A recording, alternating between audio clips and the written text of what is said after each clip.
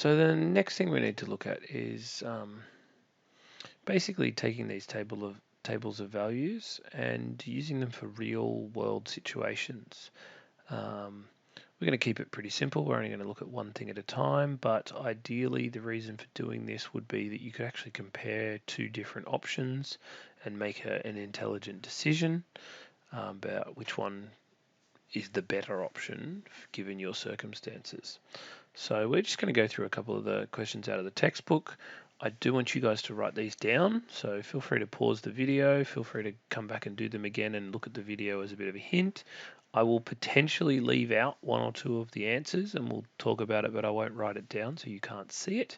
But yeah, I need you guys to do this exercise, but the easiest thing here is to just come through and do it together. A furniture company charges by the hour. Here are their costs. It's $200 to get them, and then it looks like it's going up by 40. Yeah, 40 every hour after that. So how do we plot this on a graph? Well, first thing is we need to put our 5 hours going across. I think I can go with 1, 2, 3, 4 and just fit in 5. And of course I should label this with hours. Going up we need to get to 400. So 1, 2, 3, I can do it. 100, 200, 300 and 400. I promise I did not line this up beforehand for cost. That's a very ugly capital C. Cost in C, number of hours, which is called N. So, well, the first one says at 0 we are at 200. And this point, we'll use a different color actually, I'll say. And then at this point, we are 1 across and we are 240 up, which is a little less than 250. Sorry, a little less than 250. In another color, we go 2 across and then we go up to 280, which is close to 300. I'm not sure I have 6 colors, but we'll see how we go. The next one then is 3 and 320, so a bit above the 300. That's that one. Dark green maybe, 4 across, 360, which is just above 350. And then I think I might just go back to blue for the last one, $400. Now, if we join those dots, which is what we're expected to do, we will get a straight line. I could even put an arrow on the end to say this pattern would continue, but that is part A dealt with. Part B, what is the total cost for 2.5 hours work? Well, 2.5 hours is here. So we would line it up and we would say, oh, look at that, it costs that many dollars.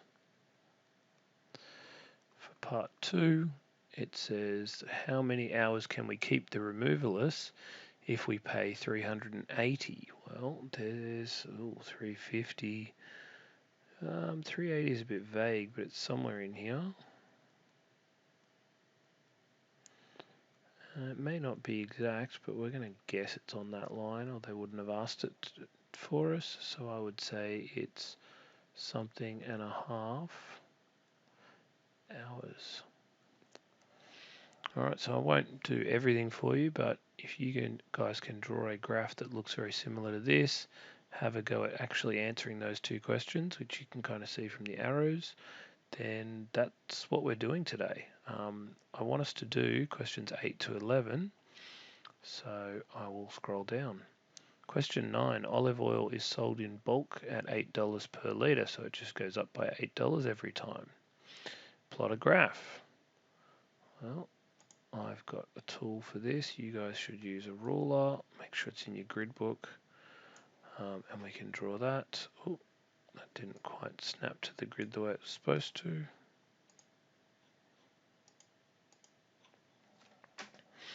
And we need it to, I probably drew this silly, but anyway, 1, 2, 4, 5. I definitely don't need it to be that long, but, and again, 10, 20, 30, and 40. That looks better. That's cost. C, and this is number of litres. L, 1, 2, 3, 4, and 5. Well, we plot the points. There's a point at 0. Oh, well, I'm assuming there's a point at 0. At 1, we are at 8, which is roughly there. 2 is 16, which is just over 15. 3, we are at 24.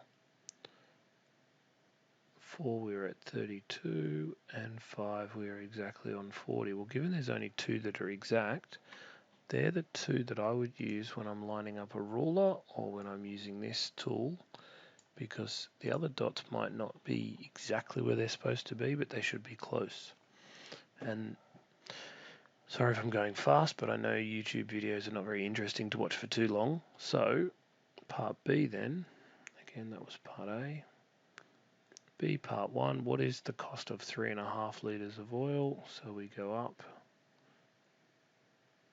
and we go across, or if we want 3.5, we just find the number that's halfway in between these two, which looks like from here anyway, about, I think it's $28-ish. Part 2, number of litres of oil you can buy for $20. Well, that means go back this way and see where you end up. Again, pause the video here if you need to copy this down, and then we'll move on. So then question 10, a bit bigger. This time we actually have to fill in the table of values ourselves. So it says a car rental firm is $200. So every single one of these is going to cost $200 plus something. I don't need to put the dollar sign. It's 200 plus something, 200 plus something, 200 plus something, 200 plus something, 200 plus something. So all we're doing here is filling in the gaps. This time it's a 0, this time it's a 100, this time it's a 200, 300, 400, and 500. And if we add them together, well, that's still 200. 200 and 100 is 300. We get 400, 500, 600, and 700.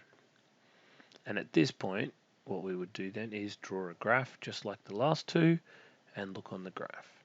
Question 11 is very similar.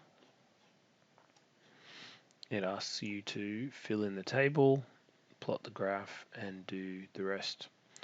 So I will leave this here if you really want to steal the working out and everything off me, but that's what we need to be doing.